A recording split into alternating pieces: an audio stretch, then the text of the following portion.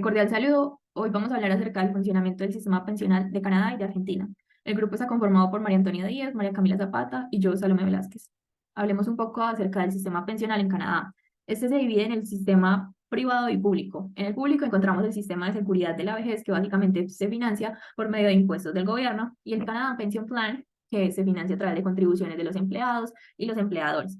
En el privado nos encontramos con el Registered Pension Plans, que básicamente funciona como el Canadian Pension Plan por medio de contribuciones, pero se destaca en que los empleados pueden adquirir un plan de pensiones como un ahorro para que cuando lleguen a la vejez puedan tener la cantidad de dinero mensual que deseen.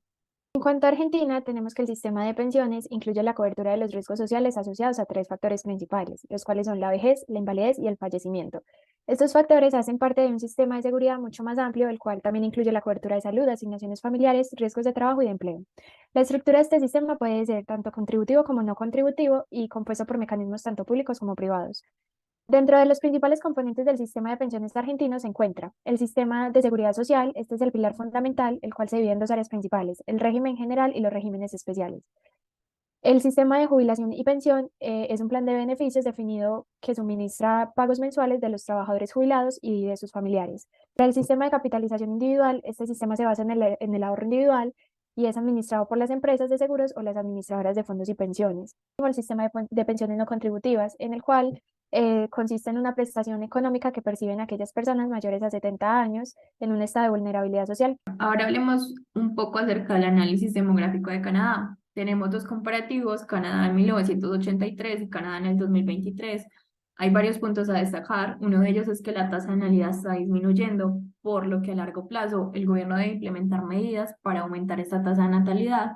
Segundo, encontramos que en 1983 la población se encuentra concentrada de los 15 a los 39 años y vemos que en el punto de la pirámide la población es muchísimo más baja, mientras que en el 2023 vemos como la punta de la pirámide empieza un poco a crecer.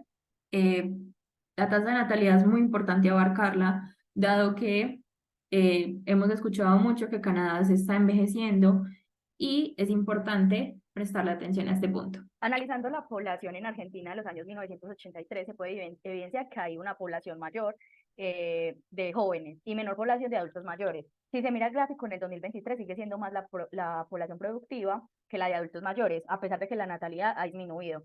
Si a esto le añadimos que la edad de jubilación es para los hombres de 65 y para las mujeres de 60, se podría incluir que esta edad sí es idónea para este país, ya que las personas todavía están como en etapa son mayores las personas que están en etapa productiva y se puede sostener como el sistema de pensiones. Eh, También se considera que Argentina puede llegar de pronto a tener problemas asociados al cambio en la distribución de los grupos etarios en un largo plazo, ya que se evidencia una disminución en la tasa de natalidad y aumento leve de las personas mayores.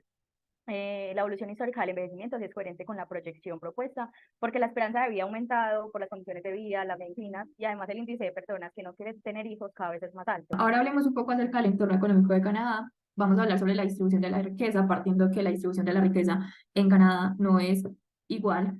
Y partimos de un estudio de la Universidad de Carleton, donde explican que el 1% más rico posee alrededor del 25% de toda la riqueza nacional, mientras que el 50% más pobre posee solo el 6% de toda la riqueza nacional. También encontramos que los niveles de pobreza, Canadá lo define como la línea de pobreza de mercado, y esta es aproximadamente el 0,95%, la cual indica que el número de la población que vive por debajo de esta línea. En cuanto a la pobreza multidimensional, Canadá no tiene una medida oficial, pero encontramos que la pobreza multidimensional son aquellas privaciones que tienen las personas en aspectos básicos de la vida, como la salud, educación, entre otros. Y la Universidad de Toronto decidió medir esto y encontró que el 14% de la población canadiense se ha privado al menos de 3 áreas en este aspecto. En el salario mínimo y la brecha salarial, encontramos que Canadá es muy particular en este aspecto, dado que el salario mínimo es muy variable y depende de la provincia. El más general es el salario federal, que está en 15,55 dólares canadienses, pero en otras provincias ese puede variar a 15,20, 15,70 y ese depende del IPC por provincia. En cuanto a brechas salariales, vemos que la brecha de género es la más llamativa, dado que es el 77,2% para el 2022, ocupando el puesto 25 en el ranking de países, sin contar que Canadá ha sido muy destacado por las brechas entre grupos étnicos y culturales, inmigrantes y la edad. En cuanto a niveles de endeudamiento, Canadá está en el punto más alto de su deuda, dado la crisis sanitaria que se vivió en el 2021, adquiriendo una deuda de 1.1 billones de dólares estadounidenses, lo que equivaldría por persona a 28.878 dólares. La tasa de desempleo es baja a comparación de otros países. Para el 2022 fue el 5%, mientras que para el 2021 fue el 6%. En cuanto a la informalidad, Canadá es muy baja, dado que Canadá incentiva mucho a que todas las personas tengan un trabajo formal con prestaciones, contratos, beneficios, etc. En cuanto a inflación, la inflación a partir del 2020 ha venido creciendo exponencialmente. Sin embargo, para febrero del 2023, la inflación creció 5.2% interanual. No es nada a comparación de lo que ha venido creciendo en los años anteriores por la pandemia. El gobierno explica que este crecimiento se debe al ajuste anual de los precios que se hicieron en enero. En cuanto a la producción, Canadá afirma que desde el 2019 no son tan productivos, la producción ha venido disminuyendo, sin embargo las horas trabajadas han venido aumentando, o sea que no son eficientes. Otros factores que pueden afectar a la distribución de la riqueza en Canadá es la educación, porque las personas que son más educadas obtienen mayores ingresos, los sectores, hay sectores que ganan más que otros, y la diversidad, hay algunos sectores o grupos que han sido marginados. En cuanto a la pobreza extrema y multidimensional, según el INDEC, para el primer trimestre del 2021 alcanzó el 40,6% de la población y 31,2% de los hogares. Y la pobreza multidimensional para el mismo trimestre en el año 2020 fue el 47% de la población, lo que equivale al 36% de los hogares. En cuanto al salario mínimo, en el 2023 aumentó un 20%, pasando de 57.900 a 65.427 en enero. Para el 31 de marzo del 2023 se estableció en 80.342. Hablando de las brechas salariales, haciendo una comparación entre hombres y mujeres, esto sería la diferencia sería de un 27%, siendo los hombres los que más ganan. Y para el tercer trimestre del 2022, según el informe del INDEC sobre la evolución de la distribución del ingreso, el 30% de la población asalariada recibió un salario por debajo del salario mínimo vital y móvil. Al año 2021, la deuda pública en Argentina fue de 332.819 millones de euros, alcanzó el 89,93% del PIB en Argentina, y este país se encuentra entre los más endeudados del mundo. En cuanto al desempleo, para octubre del 2022, la tasa de desempleo en Argentina estaba cerca del 7%, lo que se puede interpretar como una recuperación parcial de la tasa de empleo que se registró en el 2020 cuando empezó la pandemia por COVID-19.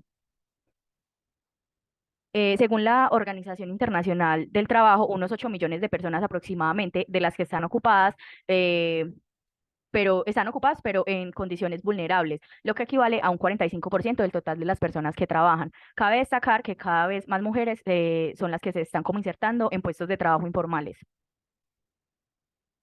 En cuanto a la inflación, el 14 de abril se arrojó una inflación mensual de 7,7% en febrero. Lo que va del año acumula 21,73% de aumento de inflación, y esta superó las estimaciones y llegó a un nivel de 100,4%. La industria manufacturera ha experimentado una recuperación lenta en los salarios reales por trabajador desde el año 2003, y los niveles más altos de productividad se encuentran en los sectores de exportación, que cuentan con el personal más calificado y con los salarios más altos. Dentro de otros factores se quiso revisar la tasa de natalidad, la cual para el 2020 fue del 14,13, y adicional se tiene que el índice de fecundidad, es decir, el número medio de hijos por mujer, fue del 1,91.